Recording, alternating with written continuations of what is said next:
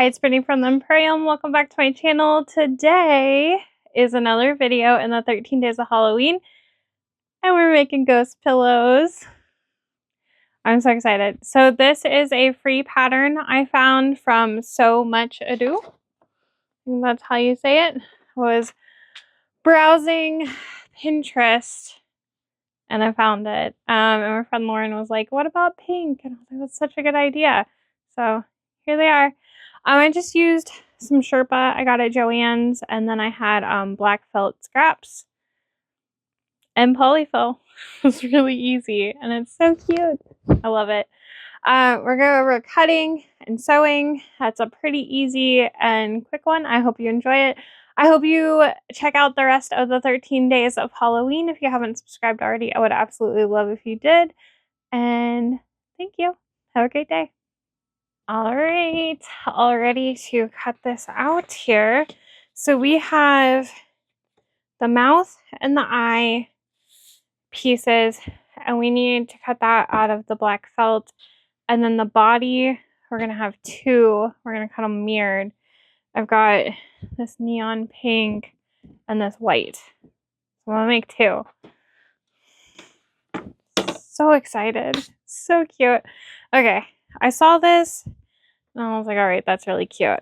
And I sent a picture to my friend and she was like, pink? And I was like, oh, that's a really good idea. All right, so I'm going to fold this in half and make sure I've folded it far enough. I bought a yard of each color because I ordered online for pickup and that was the minimum. Sherpa isn't cheap, but there was like 25% off of your pickup purchase or whatever. So got that. I'm just going to use my rotary cutter to the best of my ability and use my scissors here in the corners.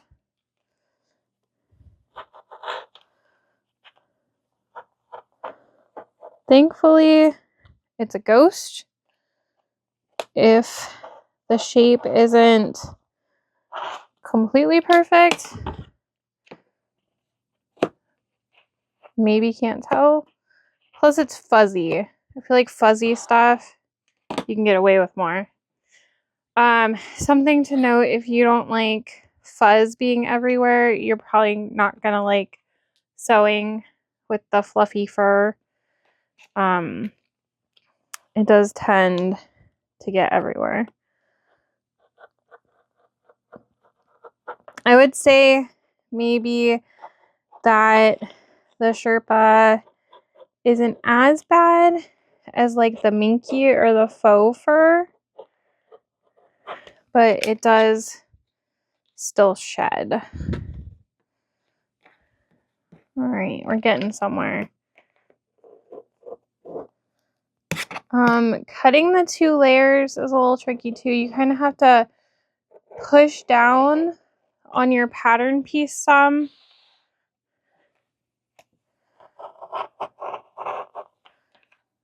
To be able to make it through all of the layers, but also make it so that you can tell where the pattern piece should actually be sitting on it.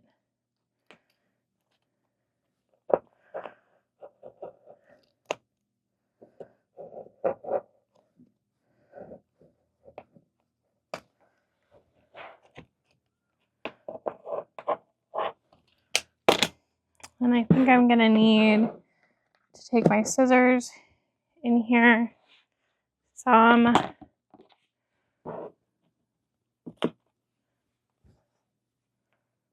And just touching those corners best I can.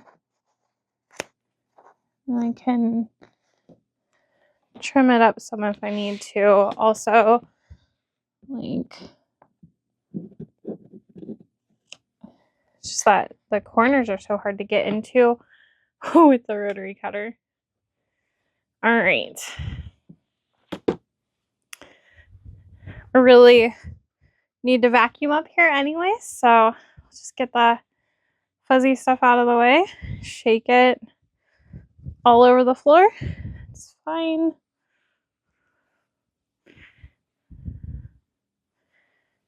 All right, done with that. I don't know where it's going. All right. Now, I'm gonna need these to be right sides together.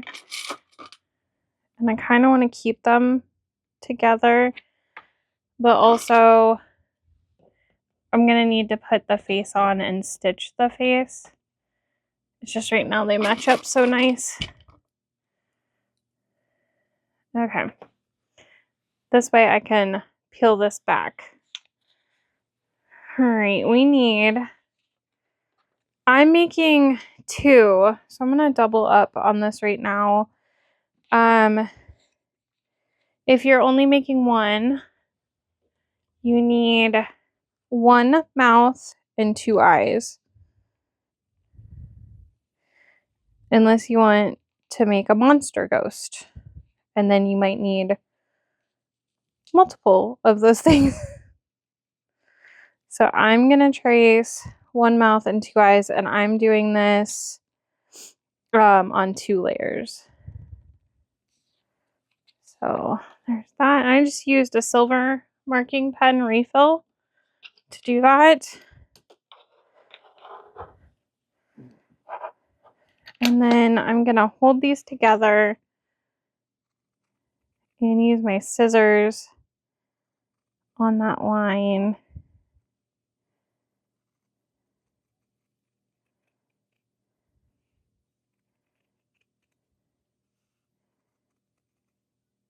And do my very best to keep them together. Gonna reposition and start again on the eyes.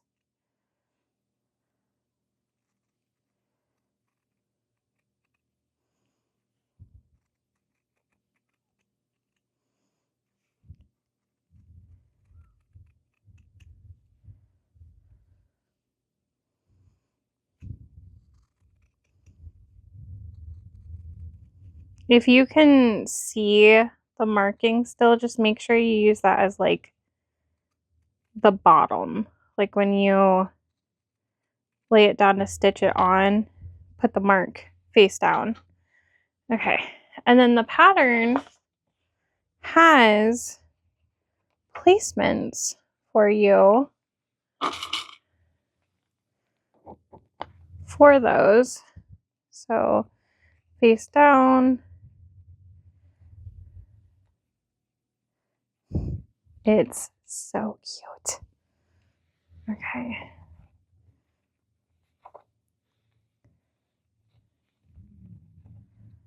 All right, so that's where those are gonna go.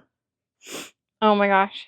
I am trying to figure out, I don't know where my actual pins are. So this is kind of funny. I'm gonna use these random hand sewing needles as pins. Don't judge me. If you are, I don't really care. You do you. Use what you got. I have like 5,000, and I'm not exaggerating, pins, but I think they're all in the basement. I used to pin each cat toy that I made wholesale. So okay, I've got those. Because I'm gonna sew the face first. I'm gonna go ahead and cut the pink one out, and then we'll go sew.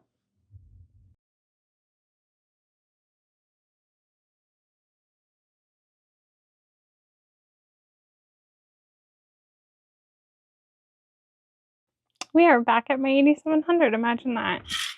All right, so I just need to stitch the faces on, and I was thinking I would do like 2 rows of stitching on them,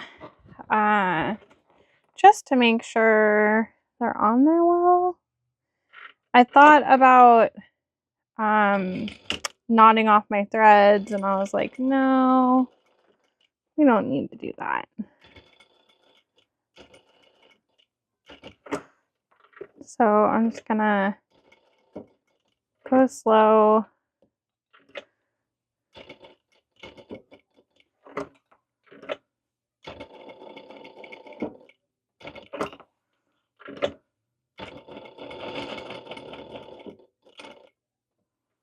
My synchronizer on this machine is messed up, so it doesn't stop where I want it to. If you have a machine with a zigzag stitch, this would be good for that. I'm gonna go ahead and do my 2 rows of stitching.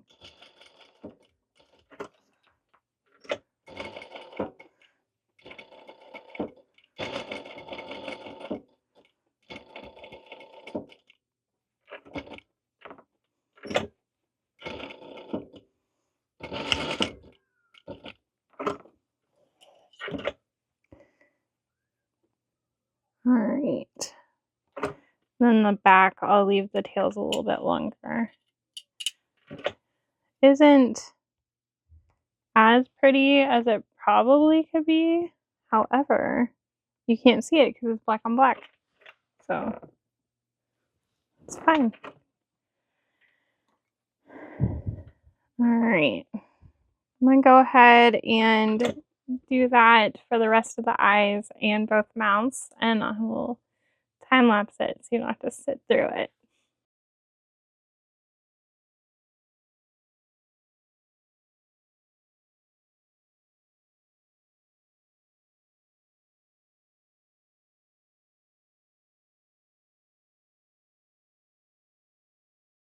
All right, we're ready to sew them together. I went ahead and I already clipped the pink one. I think I'm going to leave like right here open for turning and stuffing and stitching it together. Currently have both of my clip bowls over here, but I'm going to get the white one clipped together. So I already had a couple clips on it, but I'm just matching up like the little indents by his hands. And when you're clipping the Sherpa together, you just want to make sure you have both layers, because it's easy for the fabric to get like pulled, and you might just be clipping the fuzz and not necessarily like the backing fabric that the fuzz is on. I don't know the terms. Making them up here. All right. So I'm going to leave, like I said, that side open, and so I like to do like a double clip situation to remind myself to start and stop. Don't want to leave too big of a hole because I'm not the biggest fan of hand stitching holes closed. But I need enough to be able to turn it and enough to be able to stuff it. So just matching all of this up.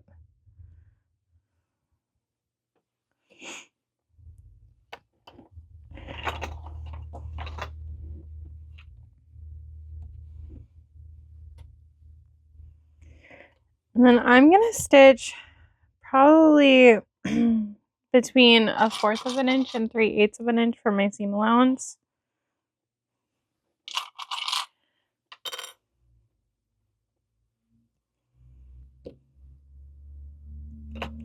Leaving a hole to turn.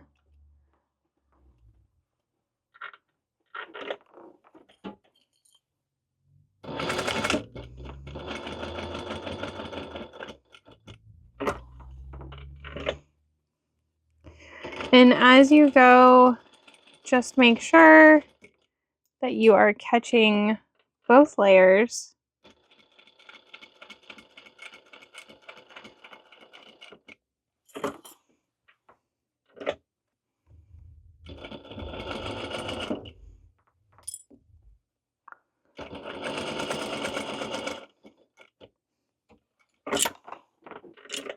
Ah. I don't think the magnet on this one is as strong, so sometimes my snips just try to attack me. It's really rude of them.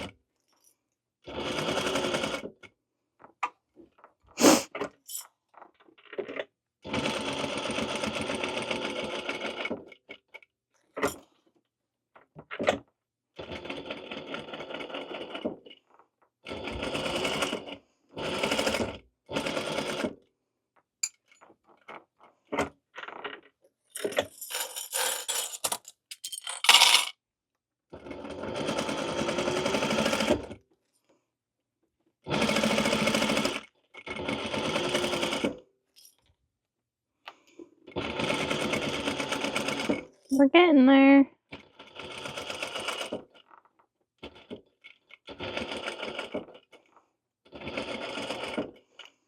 Just kind of like flattening as I go.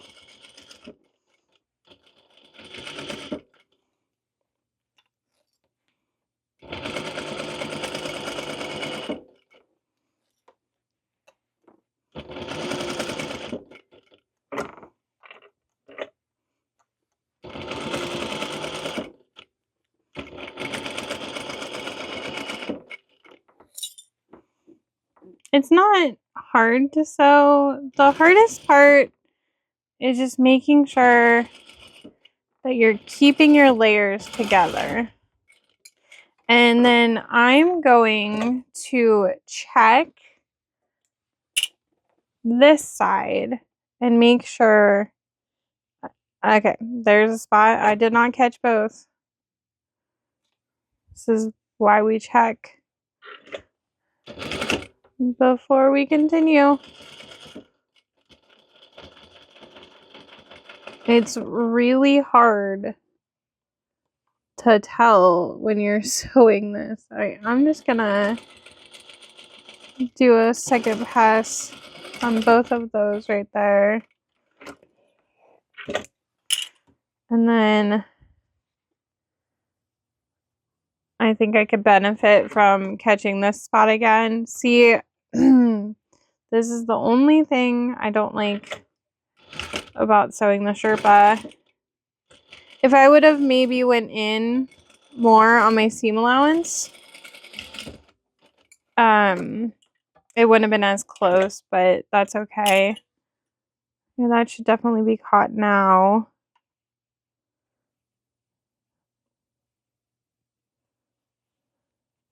I'm gonna go over this spot again.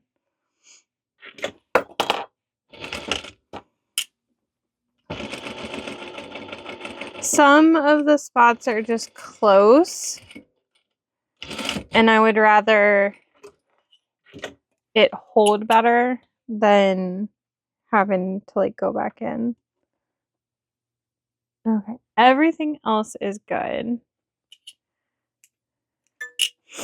So we're gonna go ahead and flip it. So we're just pushing it all in.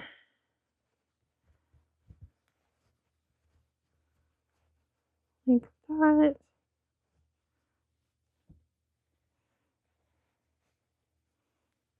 It doesn't have like a super defined wavy bottom. You could change it up a little if you wanted to, like the shape. I think it's really cute though. Oh my gosh.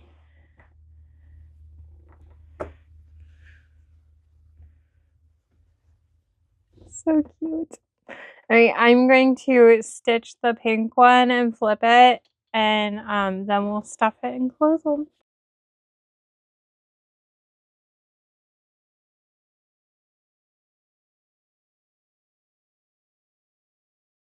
So all done with the sewing machine.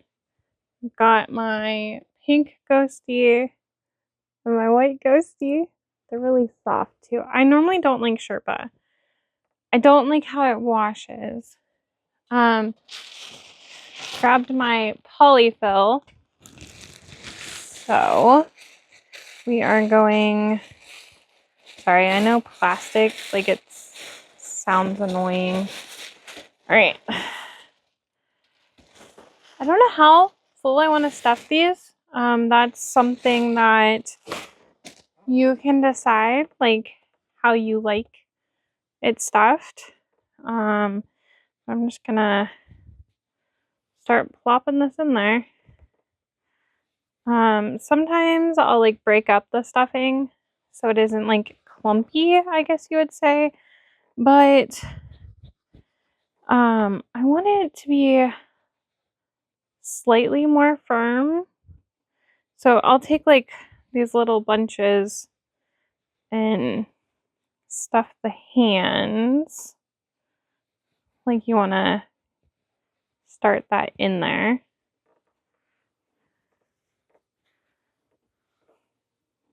So much more stuffing than one cat toy.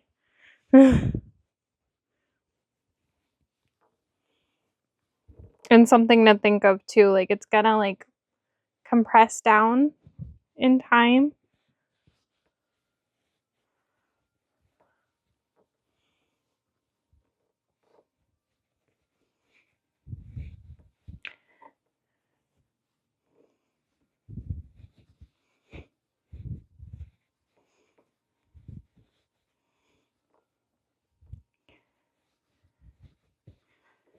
So you can kind of just add stuffing until you feel there's enough. And it's not like the best explanation, but you kind of just have to go with what feels right to you. I think this is good. I'm gonna take my thread and grab one of those hand sewing needles that I was using as a pin, and just gonna double it up, knot it. I'm gonna go in and go through the thread, and I will tuck those tails in as best I can. But you're going to, I think it's called a ladder stitch, but I'm just gonna go kind of like back and forth on the sides. I think my grandma called it a whip stitch. I'm not sure. But you're gonna stitch that up.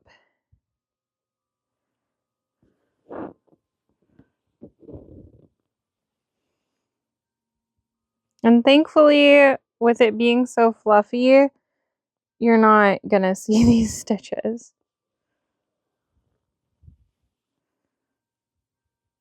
This is how I fix my kids' stuffed animals too, when they tear into them.